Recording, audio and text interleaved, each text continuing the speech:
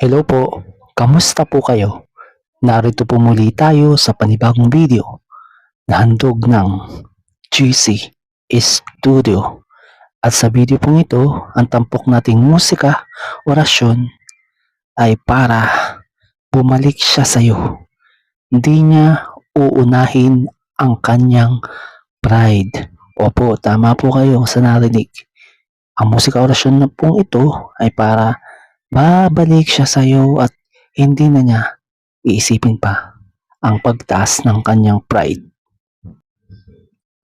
Pero bago ko po simulan ang video ito, huwag niyo pong kalimutang mag-subscribe bilang tulong sa ating channel at i-bell all niyo po para lagi kayong updated sa mga bagong musika orasyon na aming i-upload na makatutulong sa inyong mga relasyon at buhay pag-ibig.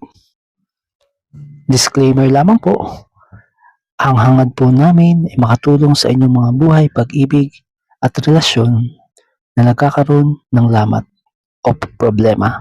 Wala po kaming hangad na makasira o makasakit ng sinuman sa videong ito.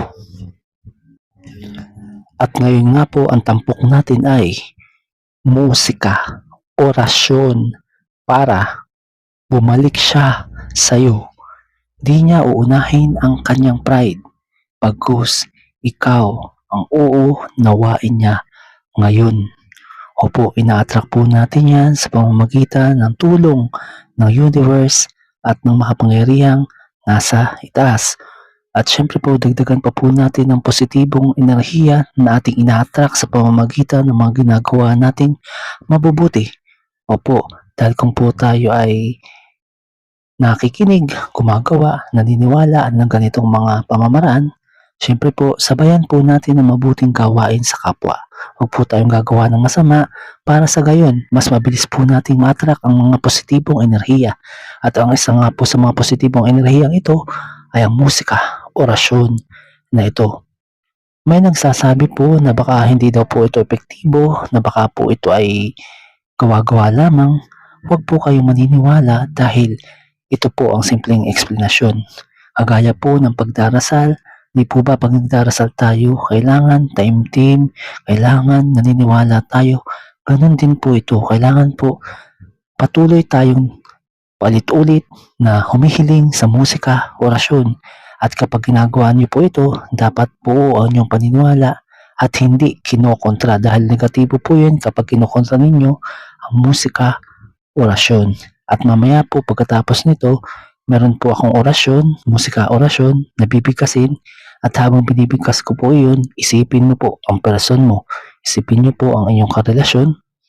At nang sa gayon, matupad ang ating minimithi sa video ito na bumalik siya sa iyo. At di niya uunahin ang kanyang pride. Heto po, sisimulan na po natin. Sa bisa ng musika, orasyon na ito, na babalik siya sa iyo at hindi niya uunahin ang kanyang pride. Tatawagin siya ng hangin at dadalhin sa kanyang pandinig ang lihim ng himig na magbubukas ng kanyang puso.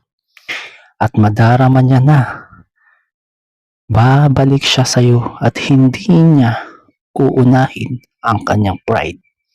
Dadaos-dos ito sa kanyang mga isipan. Mag-iiwan ng mahiwagang kirot na ikaw lamang ang makapupuno.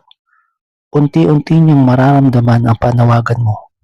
Malalim, hindi maipaliwanag at di niya matatakasan sa bawat tibok ng kanyang puso.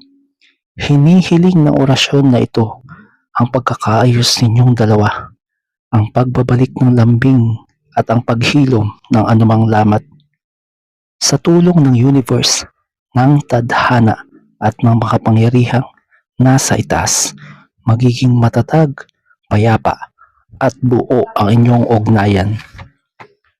Vestra relasyo bene erit, nemo iam turbabit, et fermior erit in nomine amores.